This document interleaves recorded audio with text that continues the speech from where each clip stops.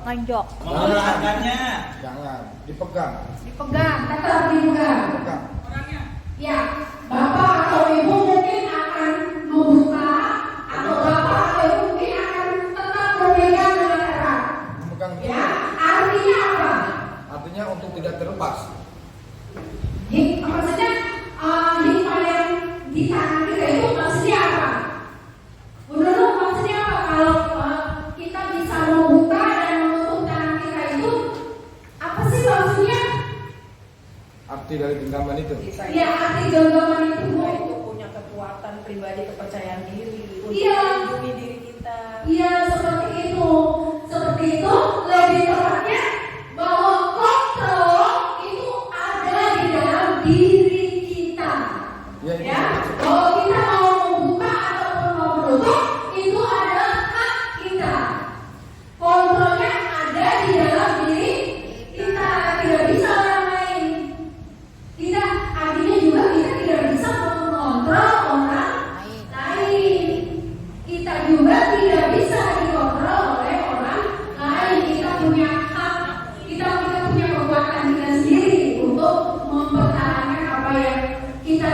benar. Siap. Ya, jadi itu kontrol itu ada di dalam diri kita sendiri.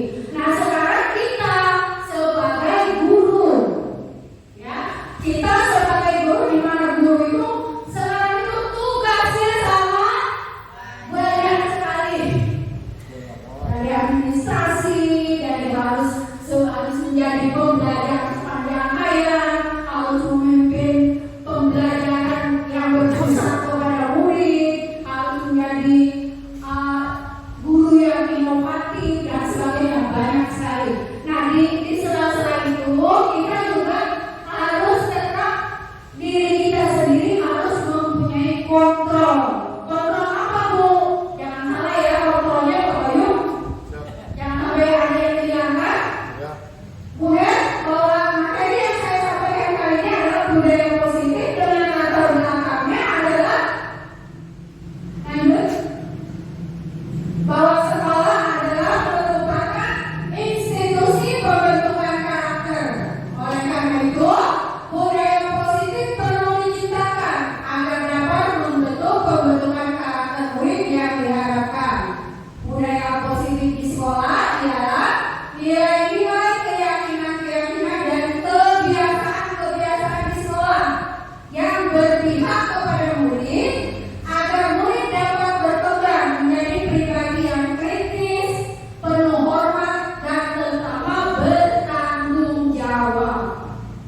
Ya, nah untuk membangun budaya positif ini, sekolah perlu menyediakan lingkungan yang positif, yang aman dan nyaman agar murid-murid mampu berpikir, bertindak dan mencipta dengan merdeka yang selalu diterapkannya merdeka, mandiri dan bertanggung jawab. Salah satu strategi yang perlu ditinjau ulang adalah disiplin yang perlu dijalankan selama ini di sekolah kita. Oke, lanjut. Nah, ini disiplin. Disiplin itu muncul dari motivasi internal yang kuat. Motivasi internal itu dari dalam diri kita. Tidak bisa dari luar ya, Bu. Ada motivasi eksternal, ada juga motivasi internal. Motivasi eksternal itu misalnya seperti ibu di kelas. Misalnya siapa yang bisa menjawab ini, ibu kasih permen. Nah, pada saat itu yang terjadi adalah motivasi eksternal atau motivasi internal.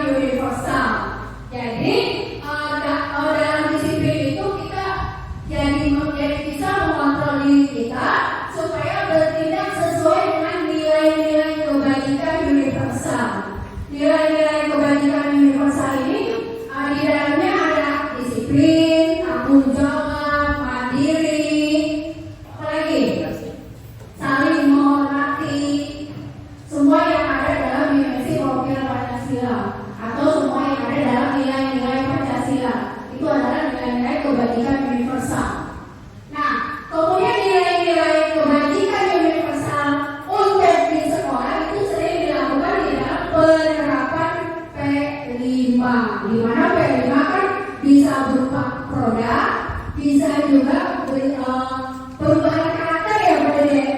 Ya, terutama lebih ke perubahan karakter manusia. Karena kalau produk kan ini bisa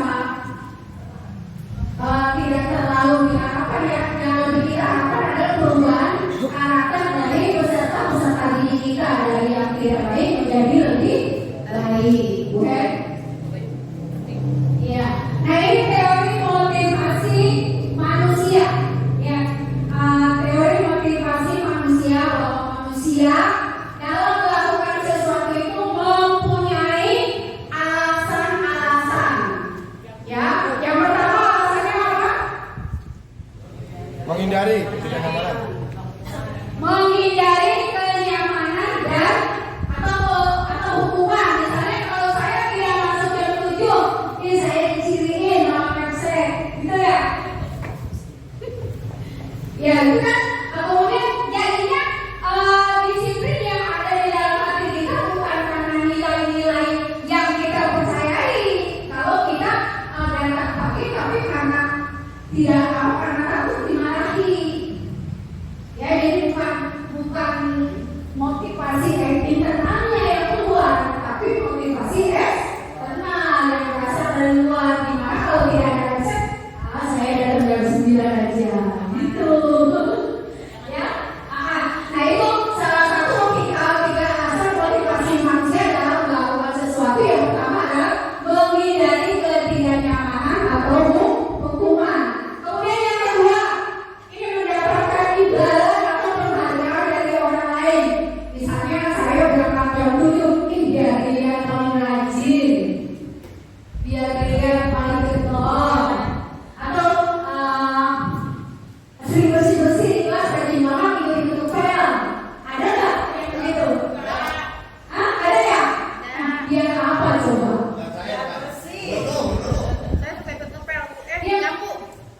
Boleh, itu untuk memotivasi murid ya, boleh. Asalkan dikuatkan ya bahwa Pak Guru membantu itu maksudnya bukan apa? Bukan beneran untuk ikut membantu, tapi supaya kalian termotivasi untuk menjaga kebersihan di dalam kelas. Itu ya, Anerin. Jangan sibuk aja. Kemudian yang ketiga. Yang ketiga, motivasi manusia dalam melakukan sesuatu adalah menjadi orang yang diinginkan dan menghargai diri sendiri dengan nilai-nilai yang dipercayai. Yang ini Bapak dan Ibu Guru setuju tidak? Yang ketiga, kita itu dalam melakukan sesuatu itu alasannya adalah menjadi orang yang diinginkan dan menghargai diri kita sendiri dengan nilai-nilai yang dipercayai. Setuju ya, Mas banget. Bahwa kita dalam melakukan sesuatu tidak mengharapkan imbalan. Bahwa kita dalam melakukan sesuatu tidak ada yang tujuan yang jelek. Semua harus dengan tujuan yang bagus. Bahwa kita itu melakukan sesuatu itu sesuai dengan nilai-nilai yang kita yakini. Boleh lanjut? Nah ini sekedar peringatkan ya, bahwa dari tiga alasan tadi, tindakan pendisiplinan dengan hukuman atau memberi imbalan, ya, hukuman atau memberi imbalan bisa disebut motivasi eksternal, dan hal ini tidak akan berlangsung lama. Ya, kemudian mereka mungkin hanya akan patuh dalam waktu yang sementara saja, sehingga karakter kepatuhan dan kedisiplinannya itu tidak merubah siswa itu menjadi karakter yang lebih kuat. Ya Bapak Ibu. Jadi kita tidak boleh menghukum murid kita. Kita juga tidak boleh terlalu baik terhadap murid dengan misalnya dengan yang tadi memberi permen kalau mau jawab, atau misalnya memberikan hadiah ketika anak melakukan sesuatu yang bagus. maksudnya itu tidak disarankan. Karena akan membuat anak patuh hanya dalam waktu yang sebentar saja, tidak selamanya. Karakter anaknya itu menjadi tidak berubah. Dia hanya patuh pada saat takut dihukum dan patuh saat diberi imbalan. Ya, karena kalau kita memberi imbalan itu akan merusak hubungan antara guru dan murid. Itu. Kemudian boleh lanjut. Ini sekedar mengingat aja. Kemudian untuk kebutuhan dasar manusia. Kebutuhan dasar manusia ini alasan kenapa ada budaya positif ya. Kebutuhan dasar manusia bahwa semua perilaku manusia pasti memiliki tujuan. Semua perilaku manusia itu pasti ada tujuannya. Tidak mungkin ibu datang ke sekolah tidak ada tujuannya kan? Datang pada sekolah karena dia pada sekolah. Nggak mungkin kan? Pasti ada tujuan. Oh, hari ini saya mau mendidik anak saya. Hari ini saya mau mendidik siswa-siswa saya supaya lebih baik. Dari rumah pasti sudah punya niat itu. Dengan niat saja kan bagus ya. Apalagi kalau di sekolah dilaksanakan. Nah, kebutuhan daripada 5 kebutuhan dasar manusia ini pasti ada. Dari setiap manusia ini ada 5 kebutuhan dasar ini. Yang pertama adalah kebutuhan bertahan hidup atau survival. Pasti semua manusia juga butuh untuk bertahan untuk hidup. Ya ini kaitannya dengan fisik. Ya seperti makan. Siapa yang tidak butuh makan? Anda juga yang butuh makan. Ya kita butuh makan, butuh tidur, butuh tempat tinggal dan sebagainya untuk menunjang kehidupan kita. Ini kebutuhan dasar ya Bu ya, tidak bisa ditampik. Kemudian yang keduanya kebutuhan cinta dan kasih sayang. Penerimaan dari orang lain terhadap diri kita. Ayo siapa yang sudah punya cinta? Ada 3. No. Pasti kalau orang ini mempunyai kebutuhan untuk cinta dan kasih sayang atau penerimaan, maksudnya penerimaan orang lain terhadap kita. Kita diterima dengan baik,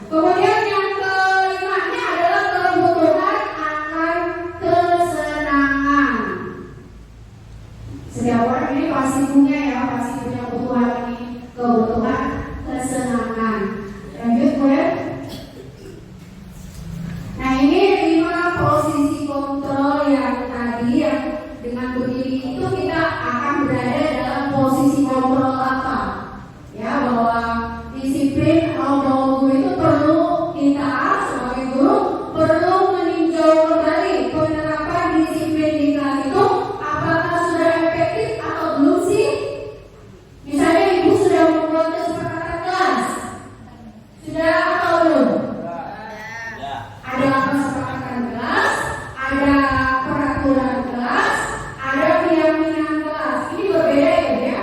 Kalau peraturan kelas itu peraturannya yang kita gunakan dalam kita kegiatan pembelajaran. Kalau yang kesepakatan kelas itu kesepakatan kita dan murid bahwa di kelas itu boleh apa saja.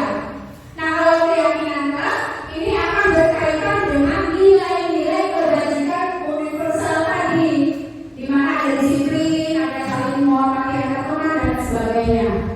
Itu. Nah, tadi teori motivasinya sudah. Kebutuhan atau kedisiplinan yang kita terapkan di kelas, apakah telah berpusat memerdekakan dan memandirikan murid? Kita bisa lihat itu, Pak. Jadi, apakah kita melakukan ini di kelas, misalnya, itu untuk apa sih? Apakah itu akan mengangkat anak? Kalau misalnya itu menjadi untuk mengangkat anak, itu tidak boleh. Tapi kalau tujuannya supaya anak bisa mandiri, bisa bertanggung jawab, kemudian anak menjadi lebih senang, itu boleh. Jadi peraturan-peraturan yang kita terapkan di kelas ini juga perlu kita tinjau kembali. Nah, kemudian berdasarkan motivasi yang ketiga, penerapan disiplin itu yang paling diutamakan. Tadi kan yang motivasi yang ketiga itu bahwa kita berubah itu karena kita ingin menjadi manusia yang diinginkan dan bertindak sesuai dengan nilai-nilai yang kita yakini. Itu tadi ada yang ketiga ya, Bu. Nanti kita bisa, saya udah share di grup ya, Bapak dan Ibu guru hebat bisa cari lagi, bisa lihat lagi teori motivasi, bahwa motivasi yang ketiga yang paling kita butuhkan. Karena dengan begitu ada dorongan dari dalam diri kita sendiri untuk berbuat baik, untuk melaksanakan disiplin yang baik, yang sesuai dengan nilai-nilai yang kita yakini. Bu Her, lanjut. Nah ini berdasarkan teori kontrol dari William Glaser, Diana Glaser menetapkan 5 posisi kontrol yang diterapkan oleh guru. Di sini ada 5 posisi kontrol. Yang pertama, penghukum. Siapa yang suka atau yang sering menghukum? Saya, Bu.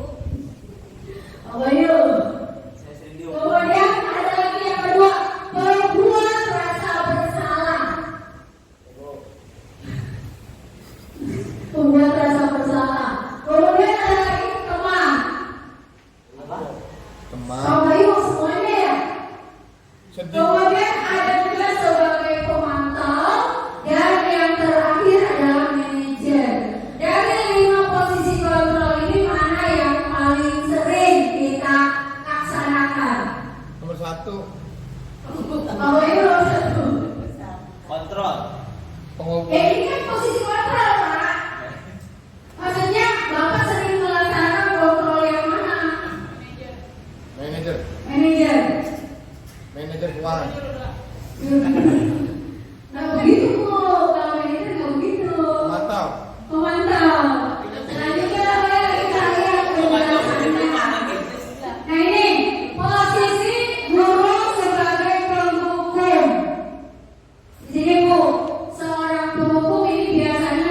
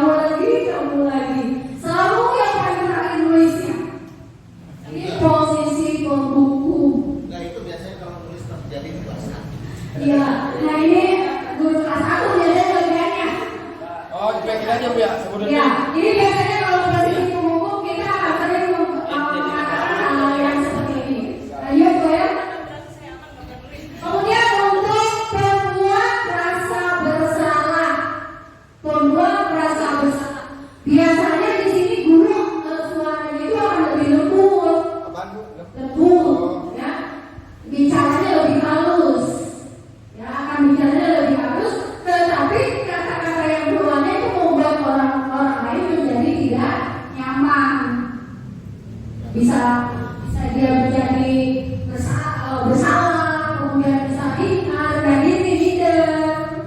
Ini kalau kita melakukan posisi pembuat rasa bersalah. Ini contoh-contoh katanya. Ibu sangat kecewa sekali sama kamu. Kata-katanya halus, tapi yakin. Oh itu. Kalau masih ada yang seperti ini nggak? Saya masih karena dia nggak contoh yang baik. Iya. Ya, dirasakan tidak ya Bu ya, tidak ya Bapak dan Ibu guru hebat. Karena kalau kita melakukan posisi ini, murid akan memiliki penilaian diri dia bahwa diri dia itu tidak baik, bahwa diri dia itu buruk, bahwa diri dia itu jelek. Jadi muridnya akan merasa minder, Enggak Bu. ya.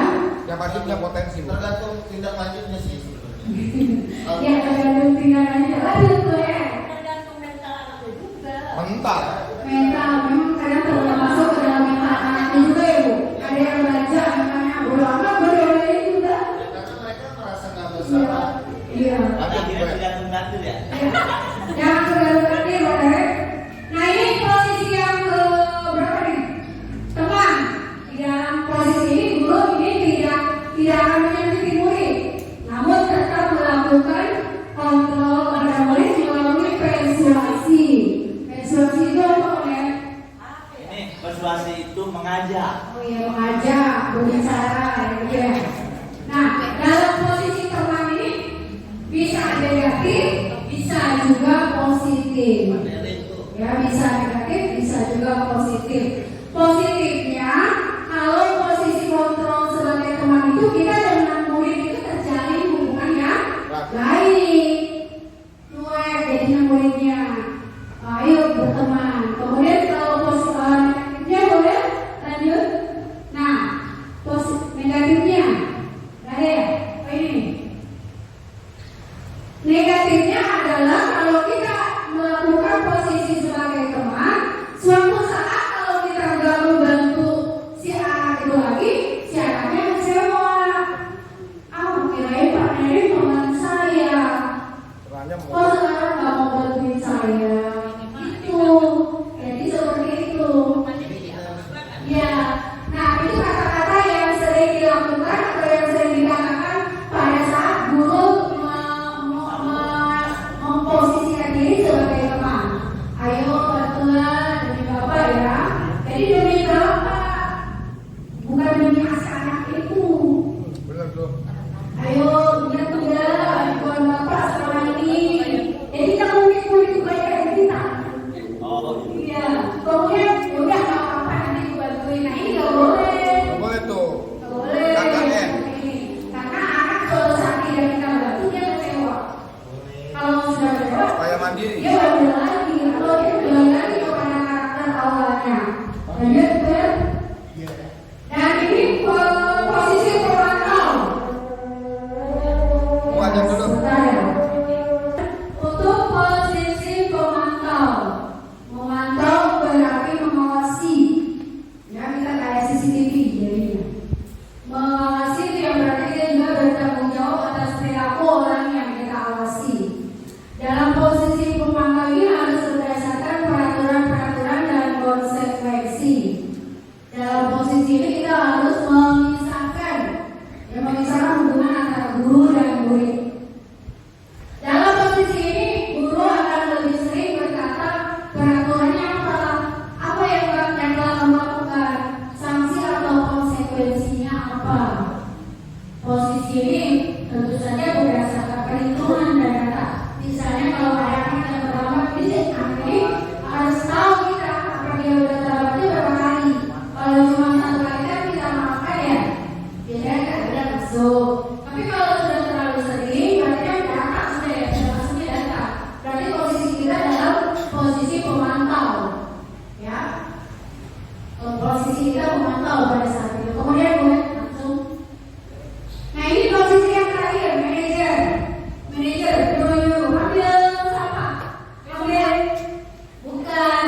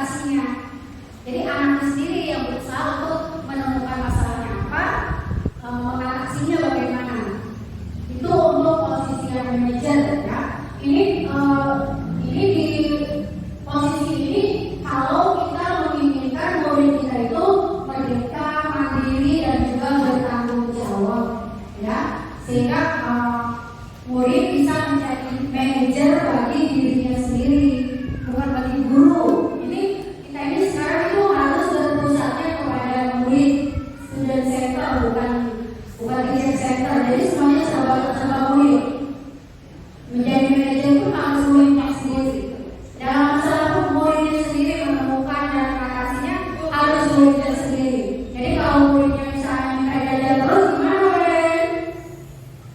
Nanti suruh bawa uang. Nanti suruh bawa.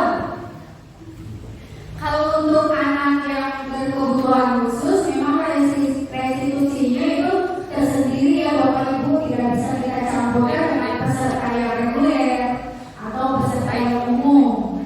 Ya. Nah, kemudian lanjutkan gue. Jadi kalau seorang manajer, kita akan lebih sering untuk berkata seperti ini. Kalau ada salah tulis, dimaklumi. Kita akan sering menanyakan apa yang kita yakini. Apakah kamu meyakininya?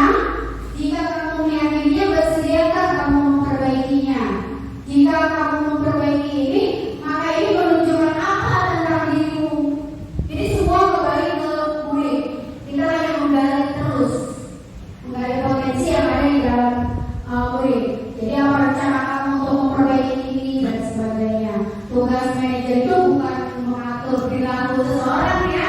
Jadi bukan ambil sampah, ambil ini, ambil itu, bukan. Ya. Posisi manajer di sini adalah kita berusaha menggali potensi pada anak supaya mereka bertanggung jawab, mereka mandiri dan bisa mengatasi masalahnya sendiri. Dan tugas manajer ini kita akan lihat.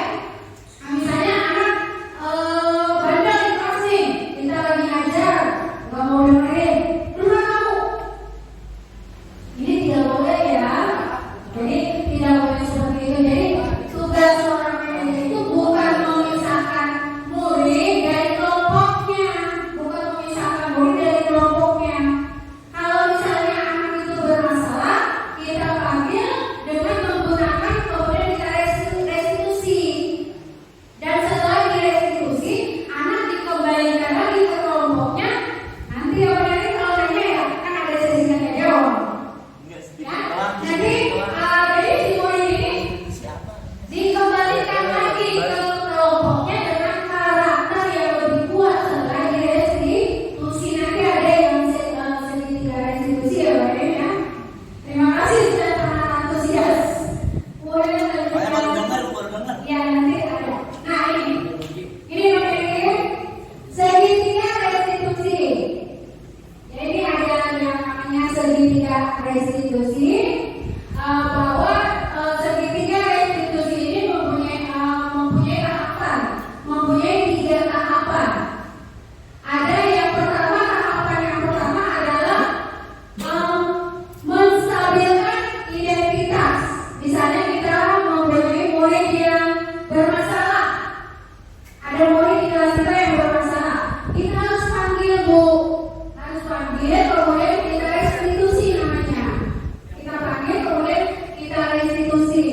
Nah dalam merestitusi ini kita bertahap atau berdoa kepada 3 tahapan ini. Pertama, menstabilkan identitas. Menstabilkan identitas. Kita tahu anak ini salah, tapi kita juga tidak boleh langsung kamu salah, tidak boleh. Ya, jadi kita menstabilkan dulu identitasnya dengan mengatakan bahwa setiap orang pasti pernah melakukan kesalahan. Ya, pasti semua orang juga pasti pernah melakukan kesalahan. Kamu bukan salah satunya yang melakukan kesalahan ini. Masih banyak orang lain yang melakukan kesalahan. Itu tahapan pertama. Menstabilkan identitas dulu. Ya. Kemudian yang kedua, validasi kebutuhan. Validasi kebutuhan. Mungkin pernah dengar bahwa anak yang dari rumahnya disayang orang tua atau dicintainya penuh datang ke sekolah itu untuk belajar. Tapi kalau anak atau siswa yang dari rumahnya kekurangan kasih sayang, dia datang ke sekolah itu karena ingin disayang, bukan untuk belajar. Pernah dengar?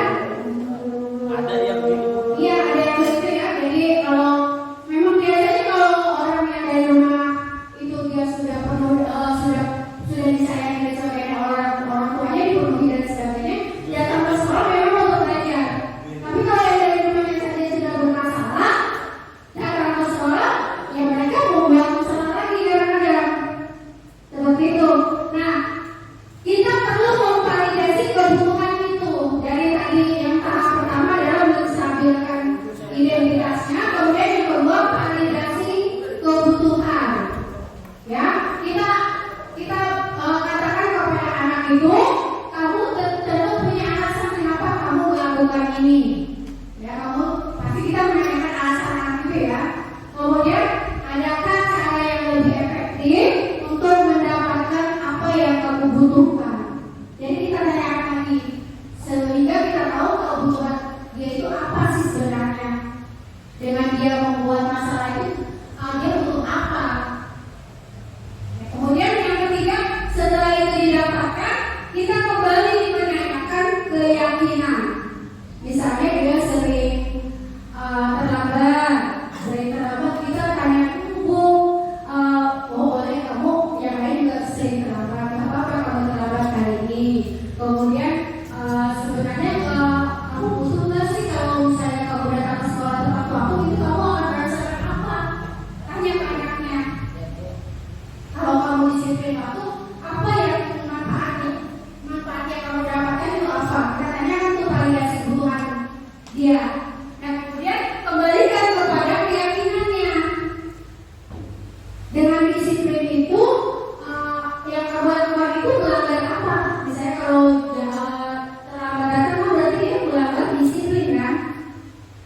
Ya kan? Ya berarti dia tidak disiplin waktu. Nah, sekarang kalau kamu sering terlambat sekolah, akibatnya apa? Apa yang akan kamu lakukan supaya besok kamu tidak terlambat lagi?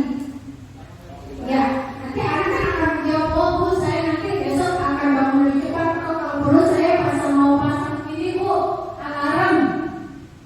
Atau saya mau pasang alarmnya di telinga saya biar cepat bangun. Nanti anak kan mencari solusi dia sendiri. Nah, kita tinggal dengan orang tua kita saling kolaborasi bahwa anak itu bersedia untuk memperbaiki kesalahannya dengan cara misalnya tadi alarm atau apa, tolong dibantu ya Bu, gitu, tinggal begitu kita ya. Itu sedikit tidak restitusi. Mungkin tidak, masalahnya tidak hanya disiplin sekolah saja, mungkin saja ada yang lain. Tapi tentu saja tidak semua hal harus direstitusi ya Bu. Bentar-bentar nakal dikit harus restitusi nih, nggak usah. Kita ambil anak yang mempunyai atau membuat kesalahan yang sedang dan berat saja. Kalau yang ringan-ringan nanti Ibu capek.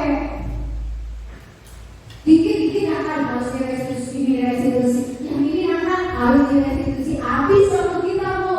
Jadi kita harus juga memilah dan memilih mana restitusi yang harus kita lakukan, restitusi apa terhadap anak yang bagaimana yang harus kita berikan restitusi. Ya benar ya? Ya. Kalau untuk anak yang berkebutuhan khusus, ini kita tidak bisa sembarangan restitusi ya Pak ya. Karena kalau yang berkebutuhan khusus itu kita harus konsultasinya dengan psikolog dan sebagainya, dengan orang yang mengerti psikologis anak yang berkebutuhan khusus. Tapi mungkin ada hal-hal yang hal-hal sederhana yang bisa kita lakukan.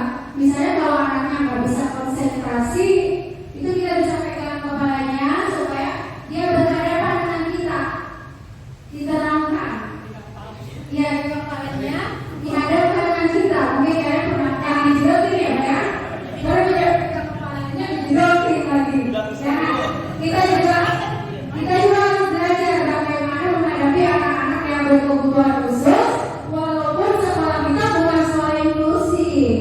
Tetap, karena kan menurut Yayasan Dewantara bahwa kita itu adalah pembelajar sepanjang hayat, harus terus belajar. Jangan sampai ketinggalan oleh anak murid kita. Dan juga,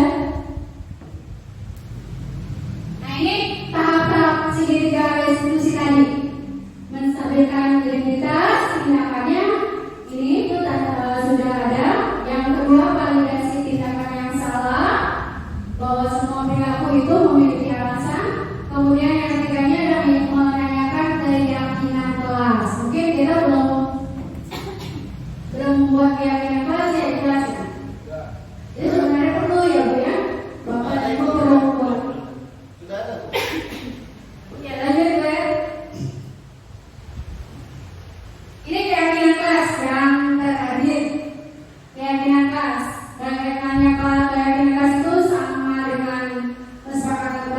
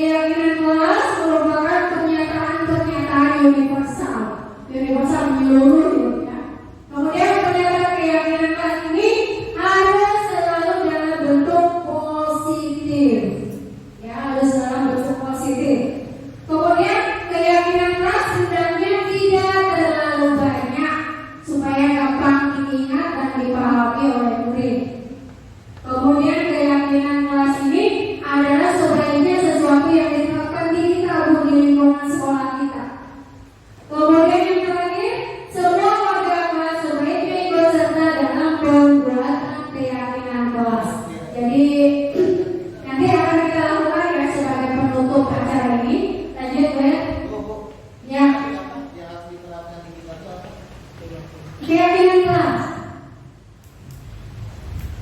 Nah, ini kasus yang kemarin saya gunakan untuk aksi nyata. Ini kasus yang pertama, Rizky sering telat dan kalau sekolah. Tidak bisa saya tampilkan videonya karena pada waktu itu berisik, suaranya kedengaran sekali, murasi. Ini tidak bisa saya tampilkan. Kemudian yang kedua, kasus kedua, Kansa sering merasa kesal karena bukannya sering dicontek oleh Rizky. Mereka bertengkar sampai Kansa menggerak kerja. Videonya ada, dilanjut ya. Nah, ini video institusinya. Ya. Nah, sekarang yang akan kita lakukan adalah membuat keyakinan kelas. Di dalam kelas yang kita inginkan itu, kita ingin kelas yang bagaimana sih supaya nyaman. Bapak boleh panerin, boleh menuliskan satu apa yang Bapak ingin atau apa yang Bapak inginkan di dalam kelas itu bagaimana. Tulis, di sebelah sini. Sama satu.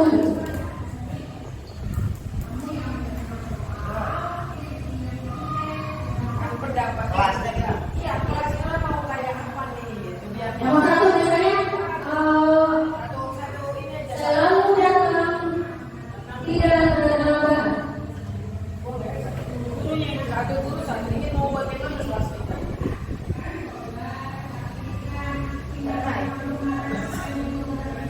Udah langsung panerin satu aja.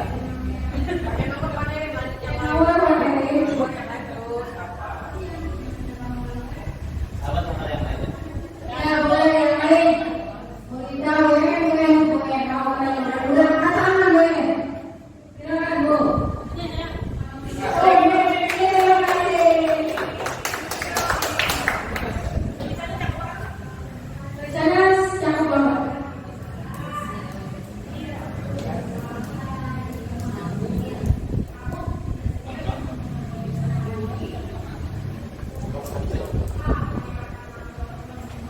Ya, kemudian kita ambil di mana saja Bu. Ayo. Pokoknya untuk kelas kita ini namanya apa sih? oh baik inginnya apa anak-anak itu ingin bagaimana ceritanya kelasnya mau bagaimana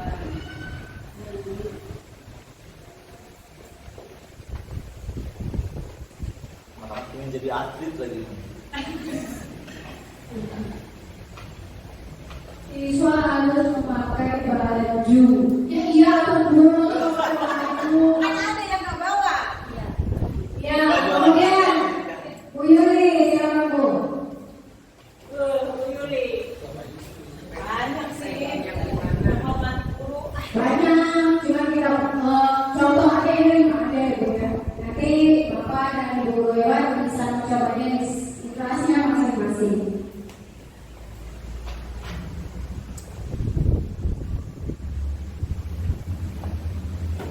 Satu lagi, bukan ini, terima kasih Bu. Silakan Bu. biar di belum tuh udah bisa udah Bu Ersu belum Bu Ersu mau, betul apa? Semakin banyak yang di sini itu nanti akan mengerucut sih Bu, akan mengerucut di sini itu akan mengerucut. Udah malah bingung namanya. Ayo udah maju, apakah anak udah mulai gitu malah kalau mau maju harus didorong. Didorong. Udah datang belum semuanya kemudian.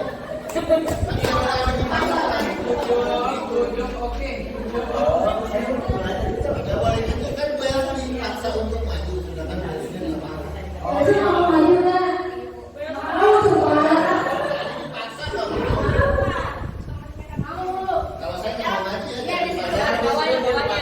Di bawahnya boleh dikasih terima kasih. Walaupun diperlukan itu nanti nilai kebajikannya disamakan melucut. Tidak akan gue yang silakan. biar kok nggak kelihatan ya Tulisannya proses KPM yang tertib. Ya, Bu. Proses KBM yang tertib menanamkan tata tertib dan disiplin waktu. Saling Bukan menanamkan jagung loh. Ibu nggak di sini, Bu. Itu nanti tempatnya yang ada. Iya, silakan, Bu. Di bawah ini ada yang satu. Nah, Gantian pula, yuk. yang lain nanti yang di sana. Udah, ada satu.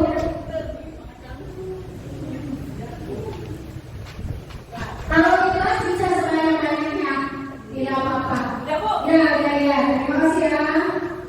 Nah, dari kelas selalu ceria tapi serius belajar, hormat guru dan teman. Siswa harus memakai baju olahraga, saling menghargai dan menghormati sesama teman, menanamkan tata tertib dan disiplin waktu. Proses KBM yang tertib, tidak boleh makan saat belajar, selalu rukun bersama teman. Nah, ini masih dalam bentuk kalimatnya masih bisa diubah ke dalam kalimat positif. Ya, jadi kita harus menggunakan kalimat yang positif. Seperti kata ini tidak boleh, ini kalimatnya negatif ya, Bu ya. Jadi tidak boleh ada kata tidak boleh. Ya, kita ubah ke dalam kalimat yang positif. Misalnya kelas selalu ceria tapi serius belajar. Harus positif di sini apa coba, Bu?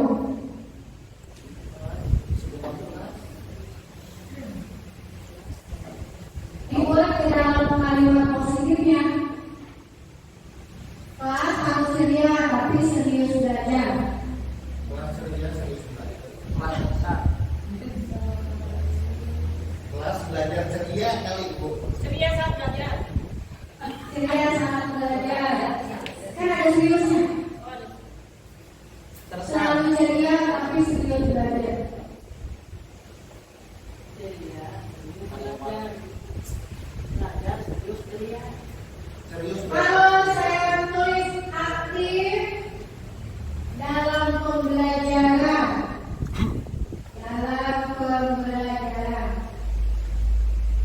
ini kalimatnya positif. Jadi anak harus aktif. Aktif itu bisa ceria, kemudian dia juga serius dalam belajar.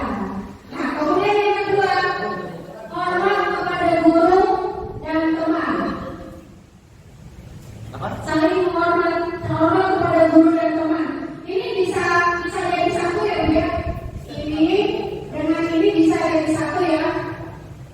Bisa apa? Bisa apa? Ini harus buat seluruh anaknya di sini. Nggak boleh dipaksa, Bu. Kalau punya ilmu jangan pelit. Nggak boleh. Ini udah dilanjutkan. Kan katanya nggak boleh ada paksa. Harus Soalnya dituangkan. ayo kita. Dituangkan Gue tulisan. Bapak kalau itu bisa dua kalimat negatif itu bisa disatukan menjadi satu kalimat yang positif. Saling menghargai orang.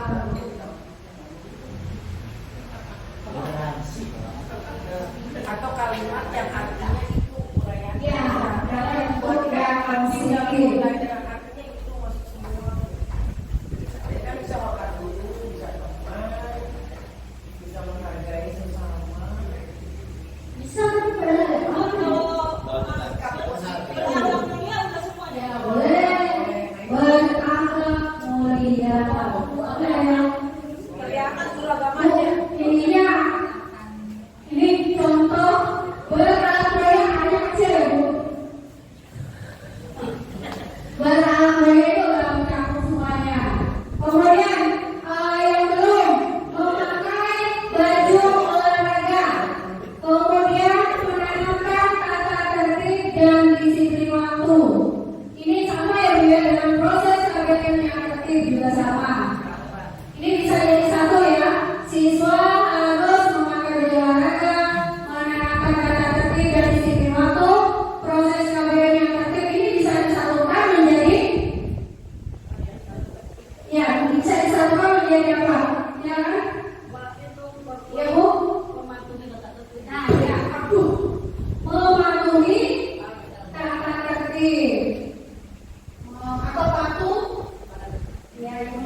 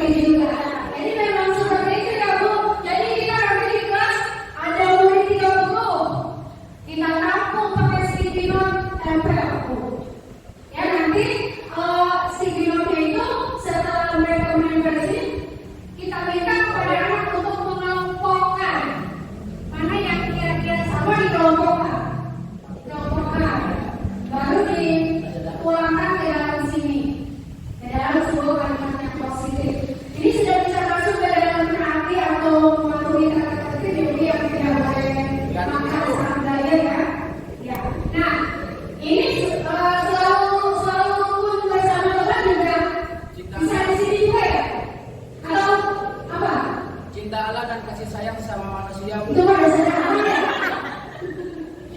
Positif itu. Maksudnya apa? Nih, selalu rukun bersama teman. Sayang. Sama aja ya, bukan apa-apa.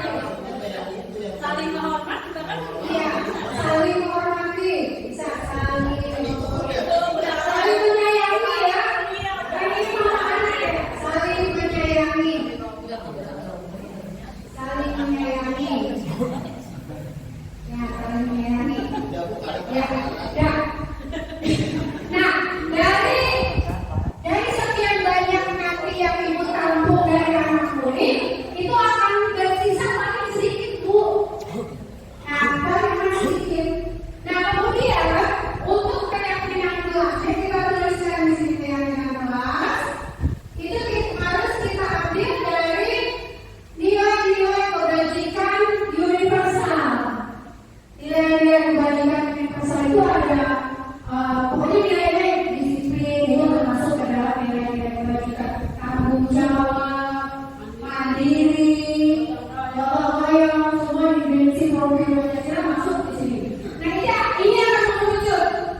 Paling nanti akan menghasilkan 5 paling banyak. Nah, ini kita khususkan aktif dalam pembelajaran ini berarti ininya apa? Nilainya apa? Nilai kebajikannya apa yang bisa kita ambil? Kreatif. Iya, ini bisa ditaruh di sini. Kreatif. Pede, dia nggak pede. Kreatif. Kemudian berakhlak mulia. Itu pendidikan dan bertakwa. Akhlak. Ya, apa agamis bisa ya? Agamis. Agamis. Nanti ini akan merujuk, Bu, nggak akan terlalu banyak. Mematuhi tata tertib. Disiplin.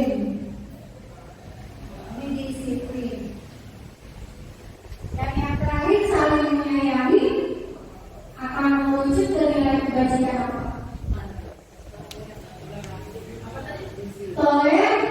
Toleransi. Kan pernah kali di sekolah kita berbeda-beda ya.